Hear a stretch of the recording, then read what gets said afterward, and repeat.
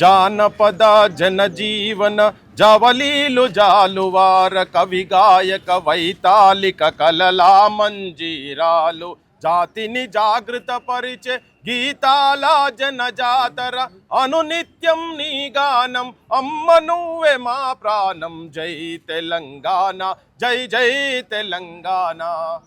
జీవితమంతా ప్రజలు తెలంగాణ అనే ప్రాణంగా బతికినటువంటి అందశ్రీ అన్న ఇవాళ పొద్దున ఫిజికల్గా మన నుంచి దూరమైంది కావచ్చు, కానీ ఈ తెలంగాణ ఉన్నంత మటుకు తెలుగు అనే భాష భూమి మీద ఉన్నంత మటుకు తన బతికే ఉంటాడు. తనకు అందశ్రీ అన్నకు చావు లేదు.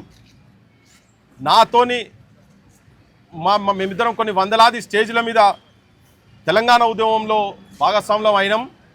ఎప్పుడు పేద జనం పట్ల ఎప్పుడు ఏదో ఒకటి ఉన్నది ఉన్నట్టుగా మాట్లాడి ఉన్నది ఉన్నట్టుగా రాసి రాజ్యాన్ని ప్రశ్నించే తత్వం కూడా తన లోపల బాగుండే. గత 10 సంవత్సరాలు తెలంగాణకు తన ఏదైతే కలలు కన్నాడో ఆ తెలంగాణ రాలేదని చెప్పి ఎప్పుడు మదన పడతా ఉండే. దాంతోనే ఇది మళ్ళా మొన్న కాంగ్రెస్ ప్రభుత్వం వచ్చిన తర్వాత తన గేయాన్ని తనకు కొంచెం గౌరవం ఇచ్చిన విషయం కూడా వాస్తవమే. దాంట్లో అక్కడక్కడ కొంచెం అటు ఇటు ఉన్నా కానీ అది వాస్తవమే. కానీ ఏంటంటే అందశ్రీ అన్న కేవలం తెలంగాణ సమస్యల గురించే కాదు, గ్లోబలైజేషన్ తర్వాత మనిషి అనేటోడు మానవత్వం ఎట్లా కోల్పోయిందనేది మాయమైపోతున్నాడమ్మా మనిషి అన్నవాడు, మచ్చుకైనా లేడు మానవత్వం ఉన్నవాడు, నూటికో కోటికో ఒక్కడే ఒక్కడు యాడనున్నడో వాడు కంటికి కనరాడు అని చెప్పని నిజంగా కూడా ఆ ఇన్ఫ్లుయెన్సెస్ ఎట్లా మనిషి జీవితాల మీద పడ్డాయో అనే లైన్ కావచ్చు, నేచర్ మీద కావచ్చు, పాము పడగపై పొదిగినట్టి ఆ పాదముద్రలు ఎక్కడివో అని చెప్పని, గంటల గుడిలోకి పోతే గంట స్వరం కొడుతుంటే ఆ ధ్వని మన చెవులకి ఎట్లొస్తుందని, నెమలి పించాల మీద రంగులు ఎవరు అద్దిండ్రని చెప్పని, అంటే నేచర్ మీద కావచ్చు ప్రతి అంశాలను అందశ్రీ అన్న చాలా డీప్గా టచ్ చేసి నాకు కొద్దిగా వ్యక్తిగతంగా నాకు ఒక సందర్భంలో చెప్పినటువంటి అంశం ఏంటంటే, ఒక ఉస్మానియా యూనివర్సిటీలో 2003-2004లో మేము ఒక సభ పెట్టినప్పుడు తనను ఆ మీటింగ్కు ఇన్వైట్ చేయలేదు. తన పొద్దున్న లేసేదో గుడులు గోపురాలని తిరుక్కుంటూ పోతుంటాడు, అంత కొద్దిగా ఈ సాంస్క్రిట్ గాడ్స్ను తిరుక్కుంటూ పోతున్నాడు. నేను అన్నా అని చెప్పని తనకు ఎవరో చెప్పిరట. నేను అట్లే మాట్లాడలే అన్న కానీ దాని తర్వాత నీ గురించి ఒక పాట రాసిన అని చెప్తాడు.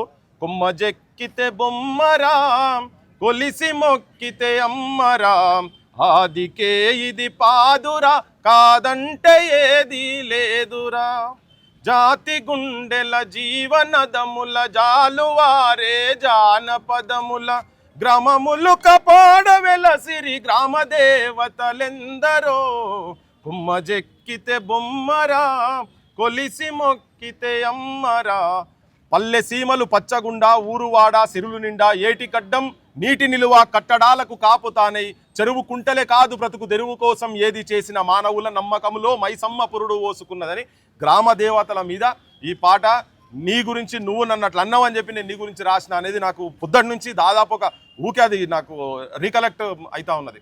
తనతోని ఎప్పుడున్నా నేను మొన్న ఈ మధ్యలో ఈ జయ జయ హే తెలంగాణ పాటను ఈ ప్రభుత్వం వచ్చిన తర్వాత ఒక ఆంధ్ర మ్యూజిక్ డైరెక్టర్ తోటి మ్యూజిక్ చేయించింది. నేను వ్యతిరేకించిన యాక్చువల్గా.